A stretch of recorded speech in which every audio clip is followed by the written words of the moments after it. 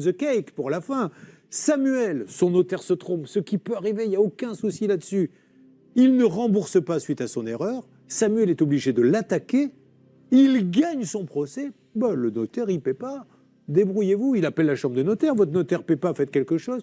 Ah, mais il faut qu'il voie avec son assurance. Donc, personne ne fait rien. Donc, moi, il me tarde d'avoir la chambre des notaires pour savoir à quoi elle sert. Parce que si, quand un notaire perd un procès, ne paie pas et qu'on ne le contraint pas à payer, ça m'intéresse. Vous aussi, j'espère, en direct.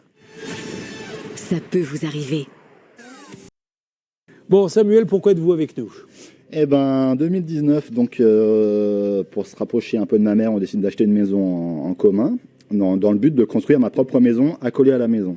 Donc, via Orpi, on trouve une maison. Mais en commun, c'est-à-dire avec votre mère? Ouais, voilà, on fait le crédit ensemble, dans le but de s'installer l'un accolé à l'autre, avec l'âge, voilà. D'accord. Donc, on visite une maison qui correspond bien à tout ce qu'on recherche, hein, une grande maison à rénover avec grand terrain constructible de 3200 mètres carrés. Donc, on visite jusque-là tout. Donc, on a un petit coup de cœur pour la maison, donc on va faire le compromis aussitôt chez Orpi. Donc, on signe. Jusque-là, pas de souci. On se retrouve chez le notaire pour valider tout ça. Jusque-là, classique, quoi.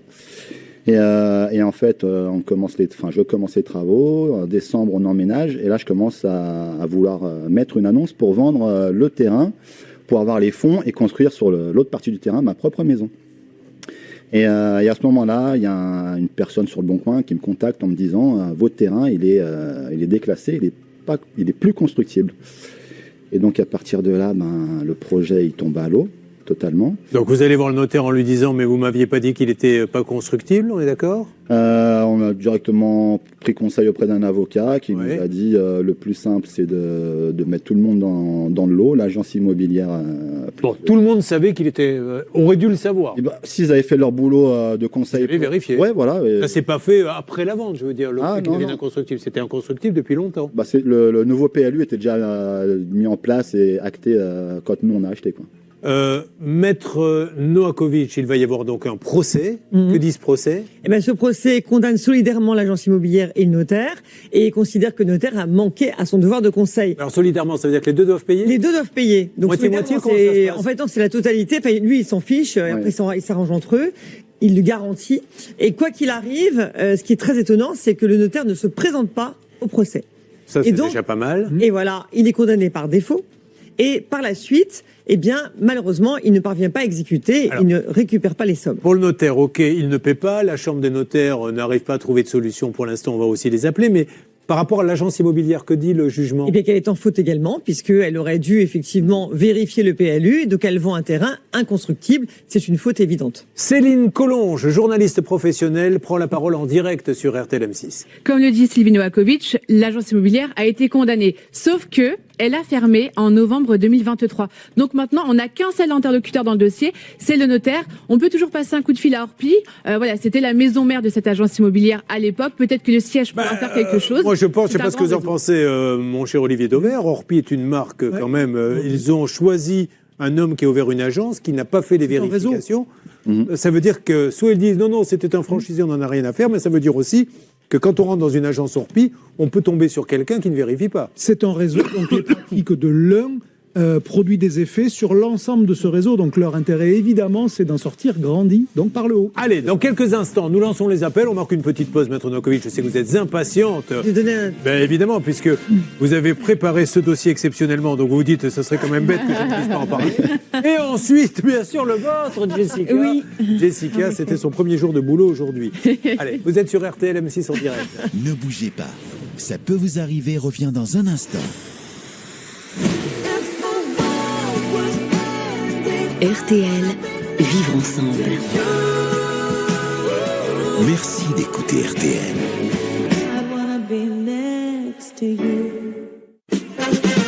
Merci d'être avec nous. La semaine démarre sur les chapeaux de roue. Ce 9 septembre, vous avez choisi RTL, la radio qui vous accompagne, qui vous aide chaque matin, il faut le dire. Merci d'être là, mes amis. RTL, il est 11h. Et au nord-est, en passant par le massif central, le ciel, il se dégagera, notamment près de la Méditerranée, avec le retour du Mistral et de la Tramontane jusqu'à 90 km/h. Les températures, elles sont en baisse de 17 à 21 dans la moitié nord, 21 à 24 dans la moitié sud. Les courses pour terminer. Départ à 13h55 du Quintet. Les pronostics de Dominique Cordier. L'As, le 4, le 9, le 3, le 7, le 13, le 5 et l'outsider, c'est le 13. Forban, 11h03.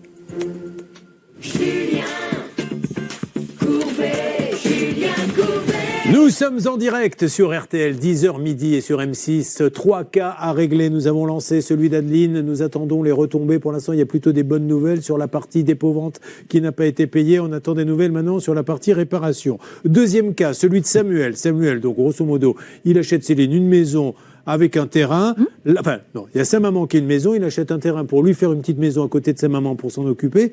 Et il se dit, je vais vendre la troisième partie du terrain pour en financer ma petite maison. Sauf qu'en fait, cette troisième partie n'est plus constructible. Alors qu'au moment de l'achat, elle l'était, ou en tout cas, si elle ne l'était pas, c'était en cours. Ouais. Il aurait fallu que le notaire et l'agent immobilier se renseignent un peu pour ne pas vendre ce terrain. En fait, il n'aurait jamais acheté ce terrain et cette maison si le projet n'avait pas pu aboutir. Oui, quoi qu'il en soit, nous n'avons pas à débattre puisqu'il y a un jugement. Oui. Voilà. Tout le monde a été condamné, il faut payer, personne ne paie. Alors maintenant, je pose une question de fond.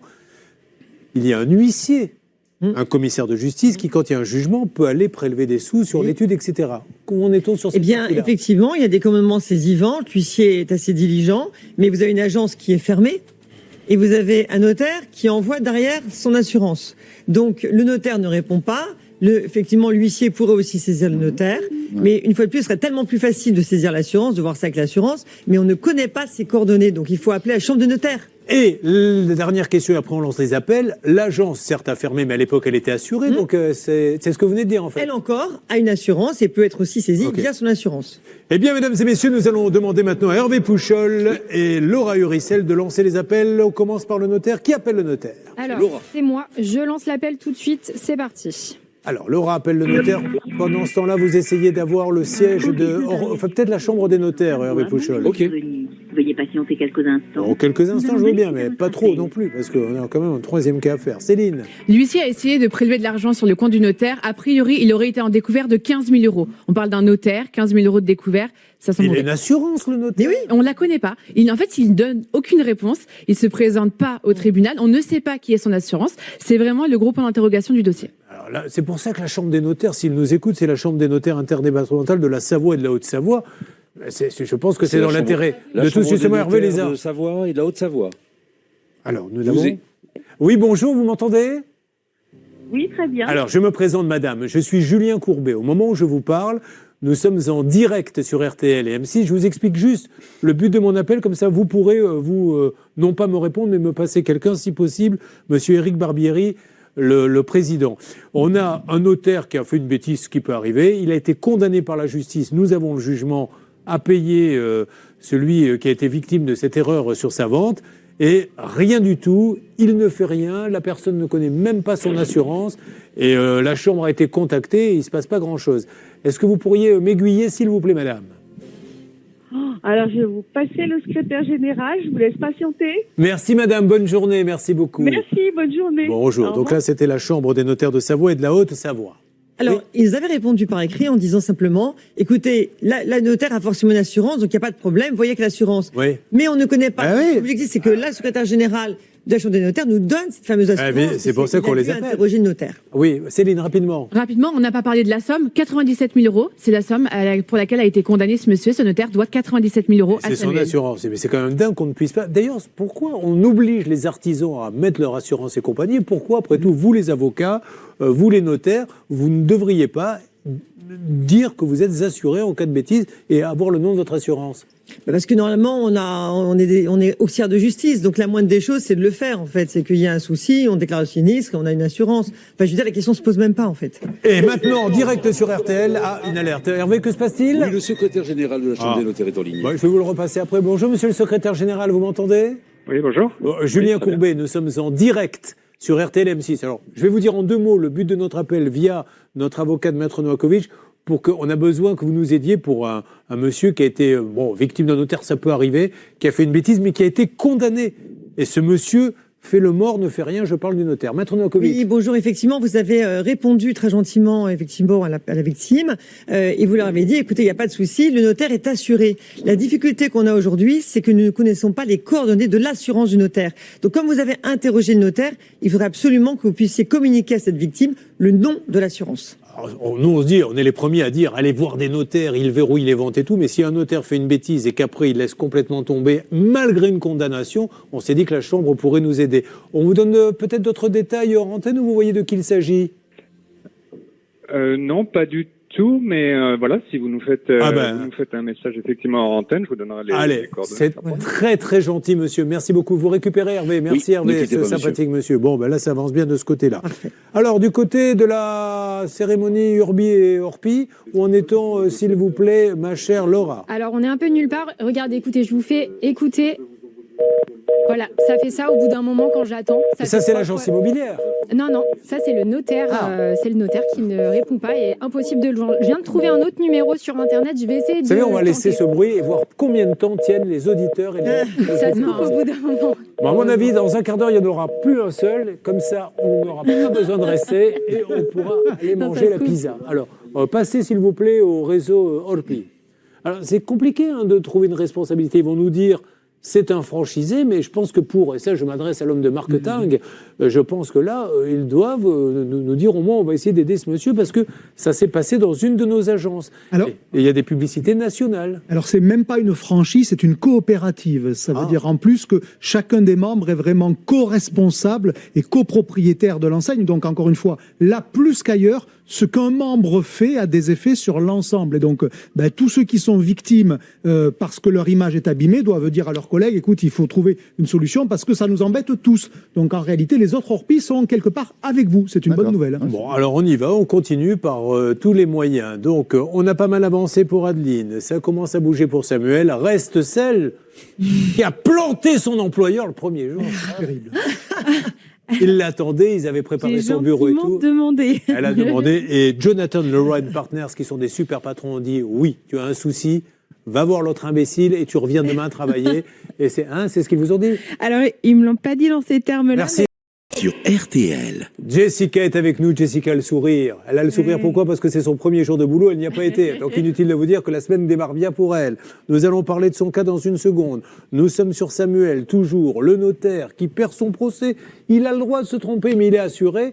Et le problème, c'est qu'aujourd'hui, on pourrait aller réclamer les sous à l'assurance, mais personne ne la connaît. Nous avons appelé la Chambre. Qu'en est-il ? Est-ce qu'on a donné le renseignement à Hervé Stan, s'il vous plaît ? Écoutez, Hervé est en train de noter des choses. Je le vois, il est apparemment en ligne avec quelqu'un qui soit connaît le dossier, soit est en train de lui donner... Alors, je le dis pour les auditeurs d'RTL, il se livre à un exercice qui est très compliqué, que nous avons tous connu. Noter un numéro en bloquant le smartphone entre l'oreille et l'épaule. Il faut donc pencher complètement le cou comme ça pour le bloquer, mais on sent que ça peut tomber à n'importe quel moment. Dieu merci, il a de grosses épaules, donc ils arrivent à le maintenir. Hervé, vous m'en dites plus, s'il vous plaît, ou pas du tout ? Je suis toujours en ligne avec le secrétaire général qui m'envoie... Ne quittez pas, monsieur, qui me fait parvenir son adresse mail. Je vais lui envoyer le dossier et il est pas très sûr par rapport à l'assurance, donc il veut pas dire de bêtises. Et il me rappelle d'ici une demi-heure pour me donner le nom de l'assurance. Bon, on continue. Sur quoi va-t-on ? On va démarrer peut-être Jessica, mais d'abord, on arrive, Jessica. Mesdames et messieurs, Olivier Dauvert, d'Olivier Dauvert, édition. Appel à son assurance puisqu'on ne connaît pas l'assurance. Donc on a tous les papiers, on a appelé la Chambre. Est-ce que Maître Meillochon pourrait nous parler, s'il vous plaît ? Je vais voir s'il est disponible. C'est gentil, madame, merci beaucoup. Oui, en fait, moi, les noms que j'ai donnés n'ont strictement rien à voir. C'est les commissaires de justice qui ont essayé d'aller récupérer l'argent et qui n'y arrivaient pas. N'ont pas réussi parce qu'a priori, le compte de Maître Meillochon aurait été à découvert de 15 000 euros. Bon, mais ce que je ne comprends pas, c'est pourquoi le notaire... c'est quand même grave. Il peut même... Après, la Chambre peut dire, monsieur, c'est pas bien. Il pourrait au moins prendre contact avec lui et dire, j'ai une assurance. Alors, j'ose espérer qu'il est assuré. Mais donc, c'est rien, un contact son assurance. Mais on peut quand même être notaire sans être assuré. Mais non, c'est pas possible. Bon, alors, on va voir si Maître Meillochon nous parle. On essaie de la voir. L'étude est du côté de Le Pont de Beauvoisin. C'est ça, voilà. Maître Nicolas Meillochon qui va nous donner maintenant sa version des faits. La Chambre interdépartementale des notaires de la Savoie et de la Haute-Savoie et c'est elle-même de nous donner le nom de l'assurance, Hervé Pouchol. Absolument, je viens d'envoyer le mail, il m'a pas répondu encore. Parce que maintenant, on va tous parler comme ça, puisqu'on vient en savoir dans quelques instants. C'est à vous, Jessica. Alors, pas du même coin de la France, effectivement. Non, mais il faut me dire, oui, j'aimerais bien qu'on s'occupe de moi. J'aimerais bien qu'on s'occupe de moi. Voilà. Et maintenant, on va gagner 5 000 €.